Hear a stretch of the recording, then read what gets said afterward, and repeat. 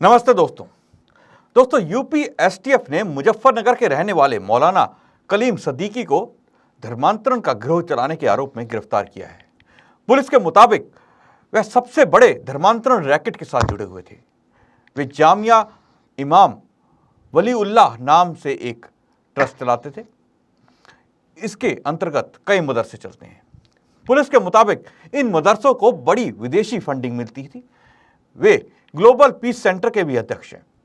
जांच में तथ्य सामने आए हैं कि मौलाना कलीम सदीकी अवैध धर्मांतरण के कार्य में लिप्त हैं और विभिन्न प्रकार की शैक्षणिक, सामाजिक, धार्मिक संस्थाओं की आड़ में देशव्यापी स्तर पर इस धर्मांतरण को किया जा रहा है, जिसके लिए विदेशों से भारी मात्रा में फंडिंग इनको प्राप्त हो रही है।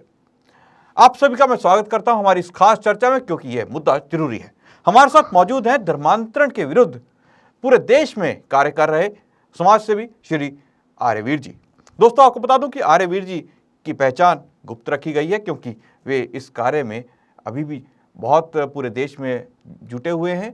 तो उनकी सुरक्षा को देखते हुए हमने आर्यवीर जी की पहचान को गुप्त रखा है।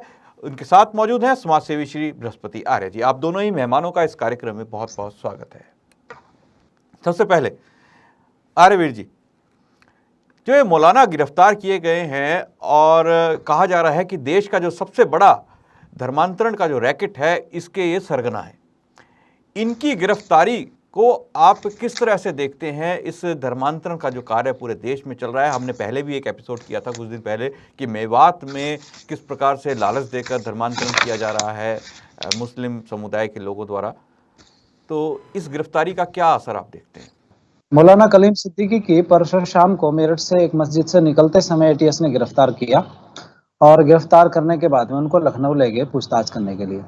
वहाँ बड़ा हंगामा भी पुलिस थाने वगैरह में हुआ है। उसके बाद में उनके जाने के बाद में तो कई लोग इस बात को कह रहे हैं, हम केवल इस बात को नहीं कह रहे, हम तो बैठ करके यहाँ डिबेट कर रहे हैं, अपनी चर्चा कर रहे हैं, मुद्दा गर्म है आपके माध्यम से, लेकिन आपके और हमारे कहने से पहले समाचार पत्र और सारी चीजों में अगर आप देखेंगे तो सब इस बात को बोल चुके हैं कि मौलाना का धर्मांतरण से सीधा तार जुड़े हुए हैं। मैं चर्चा करूंगा 2011-12 में एक विनोद कुमार नाम का लड़का था फरीदाबाद का, और वो विनोद कुमार फरीदाबाद का नौजवान घर में किसी कलह के कारण कुछ मुस्लिमों के संपर्क में आया। शहजाद आदि कई सारे 4-5 नौजवानों के साथ में वो संपर्क में आया, और संपर्क में आने के बाद में उसको किसी मस्जिद में ले आया गया। सितारा मस्जिद एक फरीदाबाद में है, उस फरीदाबाद की सितारा मस्जिद में उसके साथ में फिर वहां से काम शुरू होता है, और उसको बुला करके कुछ मौलाना, कुछ लोगों ने कहा कि तुम्हारा धर्म ये है और हमारा धर्म ये है। उसका तुलनात्मक उसको अध्ययन कराया गया और अपने तरीके से उन्होंने बता दिया कि हिंदू देवी देवताओं की मूर्ति आदि पूजना ये सब पाखंड है, ऐसा नहीं करना चाहिए, और इधर आइए केवल एक अल्लाह को मानो, तुम्हारा सब कुछ ठीक हो जाए। वो उसके चक्कर में आकर के और वो मुसलमान बनने को तैयार हो गया। उसका नाम रखा गया नूर मोहम्मद। उसके हाथ पर वी के खुदा हुआ था, यानी कि विनोद कुमार, तो उन्होंने एन के कर दिया, यानी कि नूर खान कर दिया। ऐसे उसका नाम नूर मोहम्मद रखा उन्होंने, तो नूर खान उन्होंने उसको कर दिया।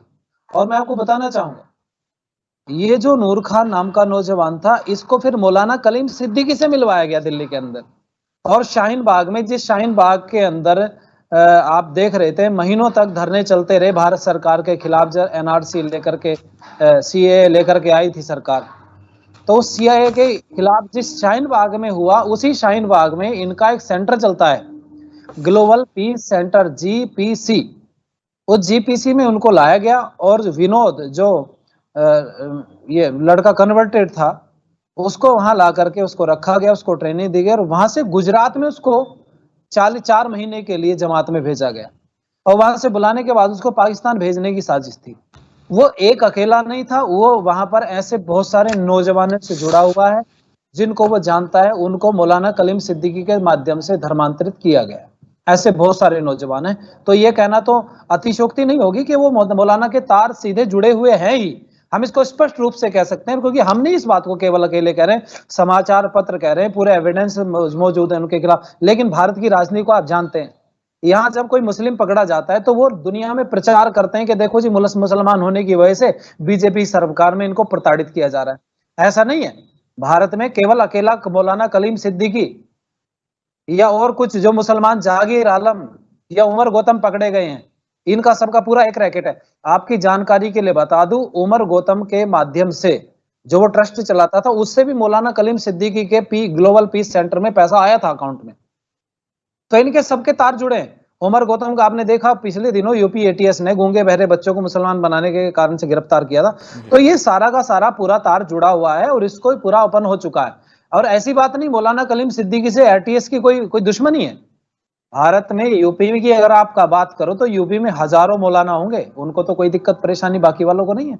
किसी को क्यों? क्योंकि ये जुड़ा हुआ है धर्मांतरण से। जी जी बिल्कुल, आपने कहा कि पुलिस किसी के साथ दुश्मनी के कारण नहीं पकड़ती।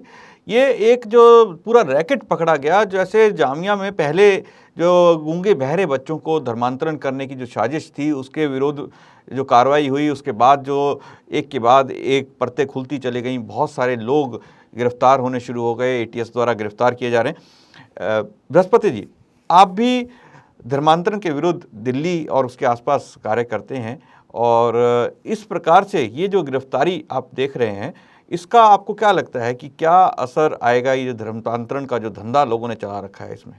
देखो, फर्क तो जरूर पड़ेगा, लेकिन जिस तरीके से ये पूरा का पूरा जो है स्कैंडल सामने आया है, ये हर जितने भी मुस्लिम समाज के जो लोग हैं, यानी कि जो मौलवी हैं, जो धर्म गुरु हैं, उनमें से अगर मैं कहूं तो 99.9% जो है वो इसी तरह के काले कारनामों से, इसी तरह के धर्मांतरण के कार्यों में सभी लिप्त है। जो सामने आ जाता है वो हाईलाइट हो जाता है। ये सारा सना खां का जो था मामला, जो एक्ट्रेस थी, उसके बाद में ये व्यक्ति हाईलाइट हुआ, जिसका इन्होंने निकाह करवाया था उस 2020 पिछले वर्ष के अंदर। कहने का तात्पर्य ये है कि इन सब की जो मानसिकता है वो इसी कारण से इस प्रकार से है। उसका सबसे बड़ा कारण ये है कि जो इनकी कुरान है, जो इनके मदरसे हैं, उसमें सिर्फ और सिर्फ इसी तरह की शिक्षा दी जाती है। मैं बताना चाहूंगा, जो मौलवी अब पकड़े गए हैं, ये कोई अनपढ़ व्यक्ति नहीं है, ये पढ़ा लिखा व्यक्ति है, और बीएससी इसने की हुई है, एजुकेटेड पर्सन है। उसके बाद भी जो है इनके जो मदरसों के अंदर और जो जिस तरह से इनके मस्जिदों के अंदर जो तालीम दी जाती है इनको, उसका ही ये परिणाम है कि इतना पढ़ लिखने के बाद भी जो मानसिकता है वो धर्मांतरण को लेकर के, धर्म परिवर्तन को लेकर के, एक बार नहीं, पिछले दिनों में कई बार इन्होंने अपने वक्तव्य दिए हैं कि जहां पर धर्मांतरण को ये वैध मानते हैं, या तो लालच दे करके, या डरा करके, धमका करके, या परिवार के साथ शोषण करके उनका धर्म परिवर्तित किया जाता है। और ये पूरे भारत में ही नहीं, बाहर भी अन्य देशों में भी इस प्रकार का जो कार्य है वो लगातार निरंतर चलता आ रहा है। जो बात आज आर्यवीर जी ने कही कि इनके जो संबंध हैं वो बाहर के देशों से विदेशी फंडिंग इनको बहुत आती है। शाहीन बाग के अंदर जो पिछले साल लगभग 3-4 महीने का जो गतिरोध समाज को विखंडित करने का, समाज को तोड़ने का, जातिवाद को फैलाने का, अपने आप को अल्पसंख्यक बता करके भारत को कहीं ना कहीं दुनिया के अंदर बदनाम करने का जो साजिश थी, उसमें ये मौलवी बहुत बड़ा जो है नाम जो है सामने निकल करके आएगा। लगातार एटीएस इसकी छानबीन कर रही है और उसके पीछे बहुत बड़े बड़े नाम निकल करके आएंगे, चाहे वो कांग्रेस पार्टी से संबंधित हो, चाहे वो आम आदमी पार्टी से संबंधित हो। वो सारी चीजें आने वाले दिनों में खुल करके आएगी। एटीएस ने जो काम किया है, बहुत बधाई का काम किया इन्होंने। आर्यवीर जी, आपसे मैं जानना चाहूंगा कि ये जो ग्लोबल पीस सेंटर, पहले तो अगर हम इसके नाम के ऊपर जाते हैं तो इसमें एक पीस शब्द लगा दिया, मतलब शांति, और ये धंधा करते हैं, काम करते हैं देश में को तोड़ने का, अशांत करने का, लोगों को बरगलाने का। तो ये जो मौलाना जैसे लोग हैं, ये एक तो इस तरह के नामों के पीछे जो धर्मांतरण का कार्य करते हैं, ये करते किस तरह, इनका प्रोसेस क्या रहता है इस धर्मांतरण का? जी, मैं बताना चाहूँगा आपको। एक तो ये शांति शब्द जो इन्होंने जोड़ा है, इसको बहुत वर्षों से यूज कर रहे हैं और वो सब जगह एक बात प्रसारित करते हैं कि इस्लाम शांति का प्रतीक है। जी, हर व्यक्ति के मुंह से आपने सुना होगा। और एवं हमारे जो कई जो ऐसे भी हैं जो खाल बदल करके घूम रहे हैं ना, हमारे धर्म, सनातन धर्म के भी कुछ धर्म गुरु हैं जिनका मैं नाम लेना उचित नहीं समझूंगा, हमें क्या जरूरत उनका प्रचार करने की, लेकिन वो लोग भी इस बात को कहते हैं इस्लाम शांति का प्रतीक है। तो इन्होंने शांति शब्द को अपनी बपोती समझ लिया। हालांकि शांति तो इनके यहाँ पर है ही नहीं, शांति शब्द तो संस्कृत का है, तो ये उसका गलत प्रयोग करते हैं। और मैं कहना चाहूंगा आप लोगों से, इनका प्रोसेस क्या होता है।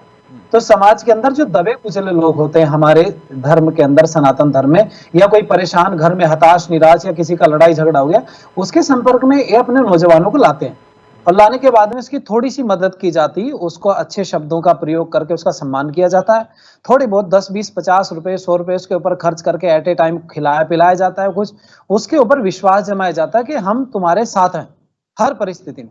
और उन नौजवानों को ये निकाल करके समाज से ला करके फिर मौलवियों तक पहुंचाने का काम करते हैं। वो मौलवी तक जहां पहुंच जाता है तो उनका जो बीच में जो जमीन पे काम करने वाले इनके वर्कर हैं, चाहे वो नाई हो, चाहे वो धोबी हो कपड़ा धुलने वाले, चाहे वो और पार्लर का या किसी और चीज का काम करने वाले हो, या हमारे घरों के अंदर पेंट करने वाले हो, या फिर और सामान कुछ बेचने वाले, ये लोग जो होते हैं इनको बाकायदा मस्जिदों के अंदर ट्रेनिंग देते मौलाना, और ट्रेनिंग देकर के यही बताते हैं अगर समाज में कहीं भी तुम्हें कोई भी दबा कुचला ऐसा व्यक्ति जो पीड़ित प्रताड़ित है तो उसको हमारे तक तुम्हें लाने का प्रयास करना। और वो जब एक बार इनके पास आता है तो अगर ये किसी व्यक्ति को पकड़ करके देते हैं तो उनको फिर मोटी रकम भी दी जाती है। ऐसा नहीं कि ये विनोद कुमार को अगर उन्होंने पकड़ करके दिया होगा मस्जिद तक लेकर के गए वो 4 नौजवान शहजाद वगैरह, तो ये नहीं उनको तोहफा मिला होगा, कुछ ना कुछ उनकी तरफ से कुछ इनाम दिया गया होगा, तो ये वहां मौलाना तक लेके जाते हैं। फिर मौलाना के बाद में दूसरी कड़ी शुरू होती है, ये जो ग्लोबल पीस सेंटर जिसको आप बता रहे हैं, शांति का प्रतीक, यहाँ एक शब्द ये लोग प्रयोग करते हैं दावत। हम लोग भी कई बार उसको दावत का मतलब दावत ये अरबी का शब्द है। दावत का मतलब होता है किसी को बुलाना या खिलाने के, हम लोग तो खिलाने की वजह से दावत शब्द का प्रयोग करते हैं, लेकिन दावत का प्रयोग ये लोग बुलाने के लिए करते हैं कि भाई दावत दी गई। दावत का शब्द का जो हिंदी में अगर हम करेंगे तो बुलाने के, और ये दावत देते हैं। जैसे मैंने पिछले दिनों एक बात और आपके चैनल पे खोलने का प्रयास किया था, इस्लामिक दावा सेंटर और आईडीसी जिसको हम लोग बोलते हैं इस्लामिक, वो मतलब यही काम करता है आईडीसी के, वो लोगों को दावत देता बुला करके लाओ। और ये विनोद ने जो मौलाना कलीम सिद्दीकी से जिसके तार जुड़े हुए, जो विनोद कुमार के, जिसको इन्होंने नूर मोहम्मद नाम रख दिया, नूर खान नाम रख दिया, इन्होंने 2 नाम आए सामने, वो इस बात को कह रहा है कि दावत देते हैं इस्लाम की तरफ लाने के लिए। मेरी जो बहन बेटी आए और जो दूसरे पुरुष सुनते हैं आपके चैनल को बैठ करके, मैं उनको सचेत करना चाहूंगा इस समय पर, आपके आसपास अगर सामान बेचने वाला कोई मुसलमानों के बच्चे आते हैं, मुस्लिम आते हैं, उनसे सावधान रहिए। या आप कहीं या सेविंग कराने जाते हैं, बाल कटवाने जाते हैं, वहां सावधान रहिए। या आपकी बहन बेटियां कहीं पार्लर में जाती हैं तो वहां सावधान रहिए। आपके घर में कोई पेंट करने वाला है मिस्त्री आपने या कोई मजदूर लगा दिया तो सावधान रहिए, क्योंकि उनका सबका एक ही काम है कि वो आपके किसी भी व्यक्ति को जो आपके परिवार से अलग उनको दिखाई देता है तो उसको वो दावत दे करके वो इस्लाम की तरफ ले जाते हैं खींच करके। और एक बार मौलवी तक अगर वो व्यक्ति पहुंच गया तो उसको इतने बड़े बड़े आश्वासन दे करके, धन दे करके उसको इस्लाम की तरफ कन्वर्ट करा दिया। जी बिल्कुल, आपने ये एक बहुत ही बड़ी बात बताई कि किस प्रकार से ये अपने चंगुल में फंसाते हैं, और इनके जिसे कह लीजिए दलाल पूरे हमारे आसपास फैले हुए हैं। हम कहीं भी देखते हैं, एक छोटे से छोटे नाई जैसे जो कारें हैं उसमें भी जुटे हुए हैं, हर जगह पे जुटे हुए हैं, हमारे घरों के आसपास हमेशा दिखते हैं इस प्रकार के लोग। तो ये कह पाना बहुत ही मुश्किल है कि कौन व्यक्ति इनका एजेंट है और कौन ये देखता है कि आपको क्या परेशानी है, उस परेशानी या आपकी दुखती रग पे हाथ रख कर वे कोशिश करते हैं कि आपको जो है आपका मत परिवर्तन कर दिया जाए, आपका धर्म परिवर्तन कर दिया जाए, अपने मत में ले जाएं। बृहस्पति जी, आप काफ़ी वर्षों से आपकी टीम जो है घर वापसी के कार्य में जुटी है। जिस प्रकार से अभी आर्यवीर जी ने बताया कि ये एक पूरा का पूरा एक गैंग होता है जो फंसाता है, तो किस प्रकार से ये दिल्ली में भी आपने देखने को मिले हैं आपको इस तरह के केस कि यहाँ भी इस तरह से फंसाया गया हो? अमित जी, दिल्ली के अंदर जो क्षेत्र आपका यमुना पार का जो क्षेत्र है, जो जहाँ पर शादरा आदि का जो क्षेत्र हो गया, इधर आपका उत्तम नगर साइड में जो क्षेत्र है, इधर नांगलोई का जो क्षेत्र है, और दूसरी तरफ जो बदरपुर बॉर्डर के आसपास का जो जामिया का जो क्षेत्र है, ये वो क्षेत्र दिल्ली के अंदर हैं जहां पर बहुत धड़ल्ले से ये कहीं ना कहीं परिवर्तन करने का काम इनके मौलवी, इनके जो व्यक्ति हैं वो करते हैं। और इनको मैं फिर बोल रहा हूँ, जो आज आर्यवीर जी ने जो बात कही है बिल्कुल सही है कि अपने घरों, आपके घरों तक ये पहुंचे हुए हैं, और सारी की सारी जो जानकारी है वो सारी की सारी जानकारी जो क्षेत्रीय मस्जिदें होती हैं जिनसे ये सारे लोग जुड़े होते हैं, आज जो हिंदू या अन्य मत जितने लोग हैं वो कहीं ना कहीं अपने मंदिरों से या कहीं उस प्रकार से नहीं जुड़े हुए जिस प्रकार से ये एक तंत्र के माध्यम से जुड़े हुए हैं। हर जो मुस्लिम है वो अपने लोकल मस्जिद से जुड़ा हुआ और मस्जिद के माध्यम से सारी की सारी जानकारियां मौलवियों को होती है। और मौलवी जो हैं वो जितने भी हैं वो सारे के सारे धर्मांतरण में लिप्त हैं। एक भी ऐसा नहीं है जो लिप्त ना हो, कम या ज्यादा। उसका कारण कि इनको पैसा भी मिलता है और सबसे बड़ी बात कि इनको शिक्षा ही इसी बात की दी जाती है जिसका आधार ही धर्मांतरण करना हो, जिसका आधार ही जो शोषित वर्ग है उसको अपनी तरफ लाने का हो, जिसका आधार ही शोषण करना हो। वो कहीं ना कहीं जो है हम ये कहें कि सारे जो है गलत नहीं होंगे, क्योंकि भारत के अंदर धर्मनिरपेक्ष की बात करने वाले जो लोग हैं वो लोग इस बात को जी सारे नहीं होते हैं, गुने चुने होते हैं, पूरी कौम जो है वो बदनाम करी जाती है। लेकिन मैं ये कहना चाहूंगा कि जितने भी भारत के अंदर या विश्व के अंदर धर्मांतरण के जो मामले आते हैं वो अधिकांश जो है उसमें अगर हम देखें तो आज 50 से 60% मुसलमान कर रहा है और 40% जो है वो ईसाइयत जो है वो उसको प्रेम से जो है काम कर रही है। वहीं मुसलमान जो है वो इस प्रकार से अपने क्षेत्रों में काम कर रहे हैं। दिल्ली के अंदर और दिल्ली के आसपास के जो क्षेत्र हैं, हम बहुत सारे क्षेत्रों में जाते हैं जहां पर लगातार इस तरह की लोगों से मिलना भी होता है और बहुत लोगों को समझाना भी होता है कि कम से कम आप मजारों पे ना जाएं, क्योंकि प्रथम जो है ना इनका जो काम करने का तरीका होता है वो क्षेत्र में मजारों के अंदर मजारों पर जाते हैं,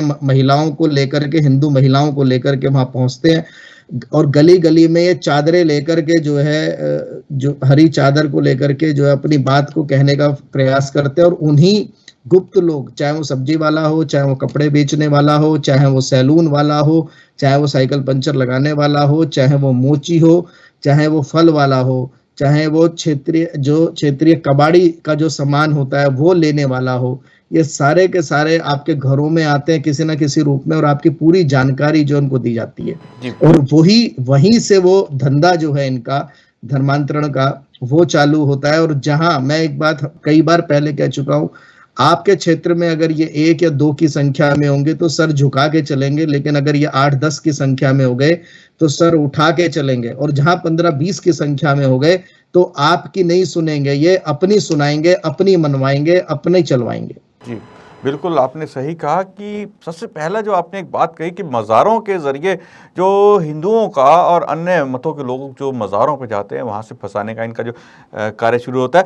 और जो इनका गैंग है, पूरा का पूरा गैंग हम इसलिए कहेंगे क्योंकि इसमें बहुत सारे लोग मिले हुए होते हैं।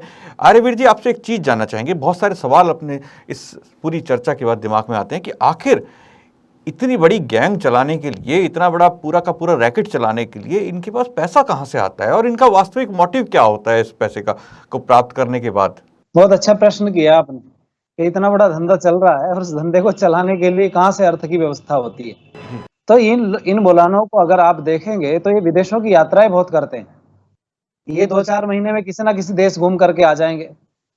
सऊदी अरब चले जाते हैं, बहरीन चले जाते हैं और किसी अनेकों देशों में जाते हैं। अगर आप देखेंगे, पढ़ेंगे, स्टडी करेंगे तो आज क्योंकि मौलाना कलीम सिद्दीकी पर बड़ा बहस छिड़ी हुई है पूरे देश भर की मीडिया में, और मैं इसका आपके माध्यम से इस बात को कहना चाहूंगा कि मौलाना कलीम सिद्दीकी का जब अकाउंट को, ग्लोबल पीस सेंटर के अकाउंट को जांच की गई तो पता चला कि 3 करोड़ रुपया उसमें बाहर से आया और 3 करोड़ रुपए में 1.5 करोड़ केवल और केवल अकेले देश बहरीन से आया है और बहरीन की यात्रा मौलाना जी कर चुके हैं। ऐसे जब ये दूसरे देशों में जाते हैं और वहां जाकर के गिनती कराते हैं कि हमने फला को वहां से निकाल करके वहां से मुसलमान बनाया, और वो इस्लाम का एजेंडा आगे बढ़ाने के लिए दूसरे देश बाकायदा फंड की व्यवस्था करते हैं, वो इनको पैसा देते हैं।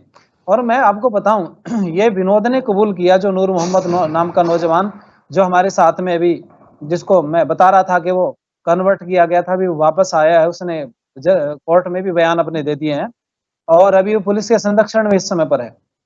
वो विनोद कुमार बोलता है, नूर मोहम्मद के एक जब नौजवान को मुसलमान बना लिया जाता है तो उससे वीडियो वगैरह बनवा करके उसकी वीडियो को आगे भेजा जाता है और उससे फिर पैसा निकलवाने का काम किया जाता है दूसरे देशों से।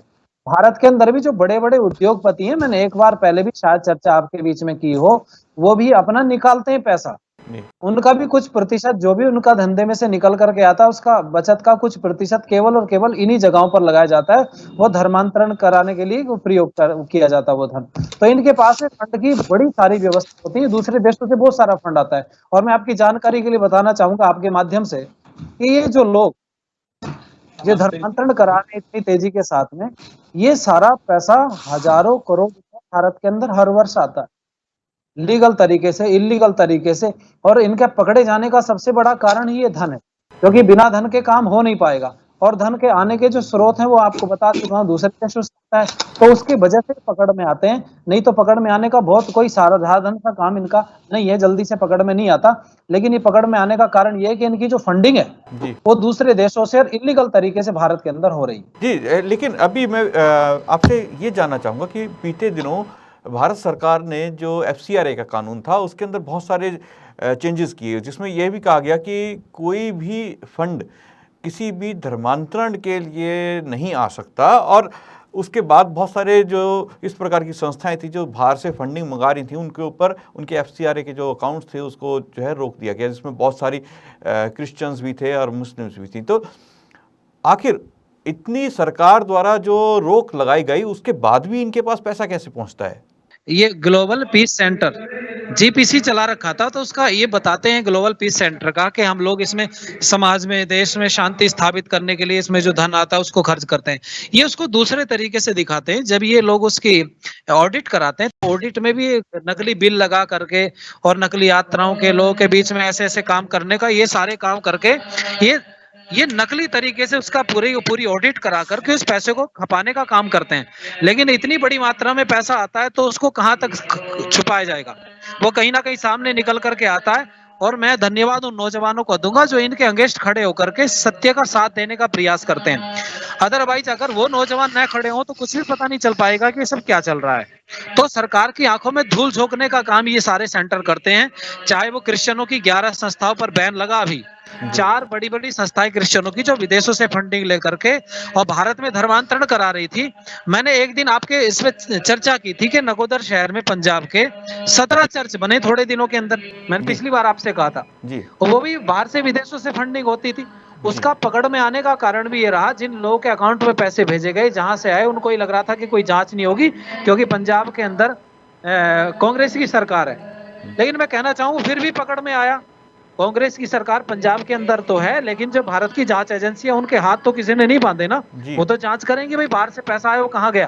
तो ये करके पकड़ में आता है, सरकार की आंखों में धूल झोंकते हैं। लेकिन कब तक झोंकेंगे जी, नहीं चल पाता है और इसीलिए पकड़ में आते हैं। जी बिल्कुल, आपने सही कहा। अब एक छोटा सा सवाल मैं बृहस्पति जी आपसे जानना चाहूँगा। जिस प्रकार से आर्यवीर जी और उनकी टीम कार्य कर रही है पूरे देश के अंदर, इस प्रकार से जो ये भांडाफोड़ हो रहे हैं उसके लिए बहुत सारी लोगों के साथ मिलकर कार्य कर रही है उनकी टीम। आपसे जानना चाहूँगा, आपकी टीम भी कार्य करती है, तो उसमें अगर कोई व्यक्ति इस प्रकार से फंस जाता है इन लोगों के चंगुल में तो उसको क्या करना चाहिए? उसे लगता है कि वो बाहर आना चाहता है तो उसको क्या करना चाहिए? जो बात अभी जो प्रश्न चल रहा था, मैं उसी में एक बात कहना चाहूंगा। जो आर्थिक इनका जो मदद मिलती है बाहर के देशों में से जो आती है, वो भारत सरकार तो कहती है कि धर्मांतरण पर जो है वो के माध्यम से पैसा या उसके लिए पैसा नहीं आएगा। उसके नाम से पैसा भारत में लिया भी नहीं जाता है। पैसा जो लिया जाता है, धन जो आता है, वो शिक्षा के नाम पर आता है कि हम यहाँ पर शिक्षित कर रहे हैं, मदरसों के अंदर जो है शिक्षित कर रहे हैं बच्चों को, तो उसके लिए हमें चाहिए। स्वास्थ्य की व्यवस्थाएं हम दे रहे हैं, उसके लिए हमें चाहिए। और ग्लोबल पीस, जो शांति की बात करते हैं, जो बात आर्यवीर जी ने भी प्रारंभ में कही कि शांति की जो बातें करते हैं वो नहीं पता लगता कि वो किस प्रकार की शांति की बात करते हैं, जब पूरे विश्व के अंदर जो है आज की डेट में 98% जो आतंकवाद है वो मुस्लिमों का आतंकवाद है। धर्मांतरण के जो केस चलते हैं और जो मॉब लिंचिंग के जितने केस चलते हैं उसके अंदर अगर हम देखें तो 80% की मॉब लिंचिंग जो है वो मुसलमान करते हैं। तो इस्लाम के माध्यम से जो, क्योंकि उनको वहां पर वो जायज बताया गया है, वो उनके लिए उनके धर्म के हिसाब से जो है वो करते हैं। सबसे बड़ी जो बात है वो ये कि अभी हमने जो है पिछले दिनों में भी कुछ लोग हमने इस प्रकार के जो है वापसी करवाई है।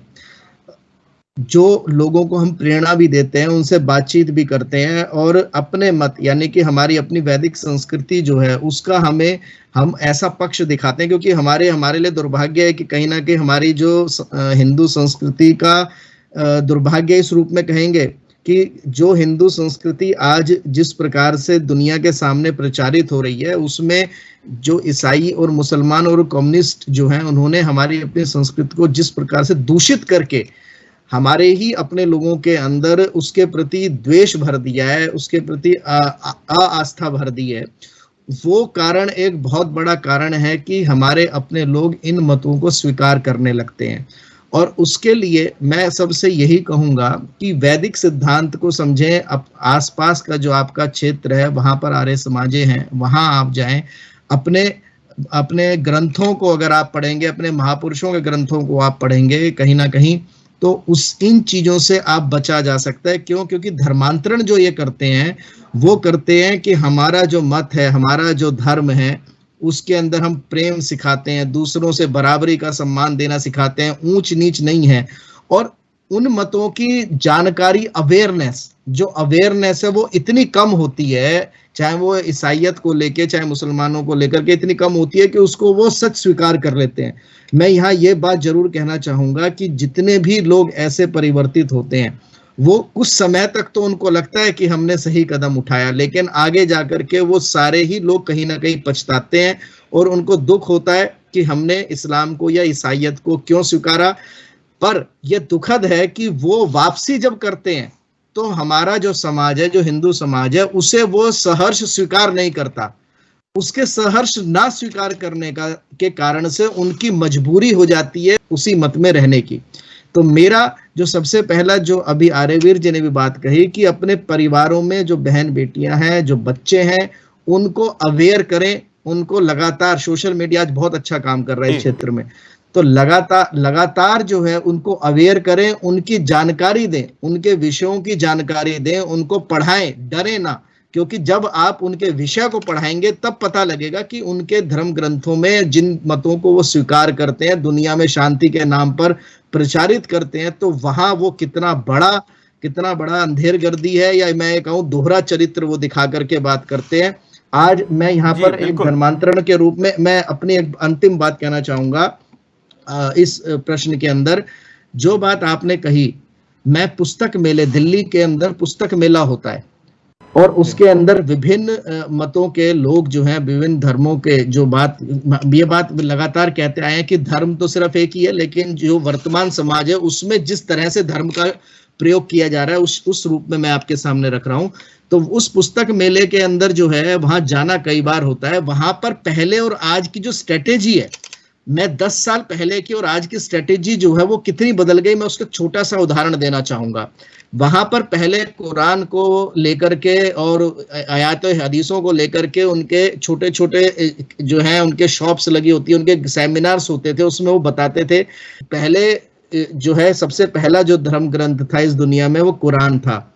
लेकिन पिछले 10 सालों में जो परिवर्तन आया वो मैं उदाहरण देता हूं। अब वो इस बात को स्वीकार करते हैं कि ऋग्वेद यानी कि वेद जो हैं वो सबसे पहले सृष्टि के अंदर धर्म ग्रंथ के रूप में आए, लेकिन उस धर्म ग्रंथ के अंदर कहीं ना कहीं कमियां रह गईं।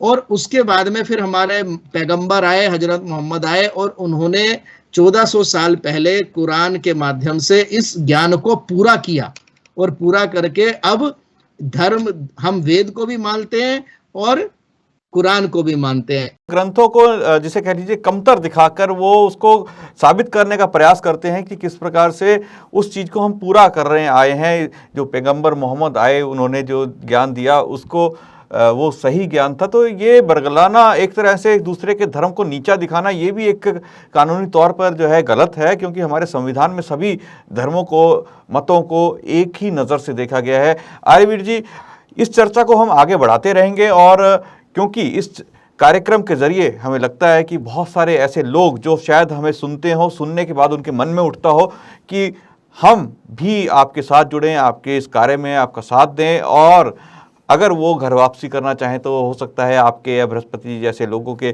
टीम के साथ वो संपर्क में आके घर वापसी भी करें।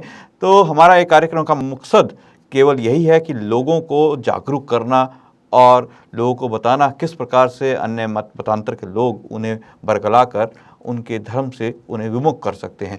तो आर्यवीर जी, आपका जो ये कार्य आप कर रहे हैं, बृहस्पति जी आप भी जो इस कार्य को कर रहे हैं पूरे देश के अंदर, आप दोनों का बहुत बहुत धन्यवाद। आप इस कार्यक्रम में जुड़े, आपने बहुत सारी अहम जानकारी दी, उसके लिए भी आपका बहुत बहुत धन्यवाद दोनों ही मेहमानों का। दोस्तों, कल फिर मुलाकात होगी एक नए मुद्दे के साथ, एक नए विषय के साथ। आप देखते रहिए हमारा एक कार्यक्रम मुद्दा जरूरी। मुझे दीजिए आज्ञा, नमस्ते।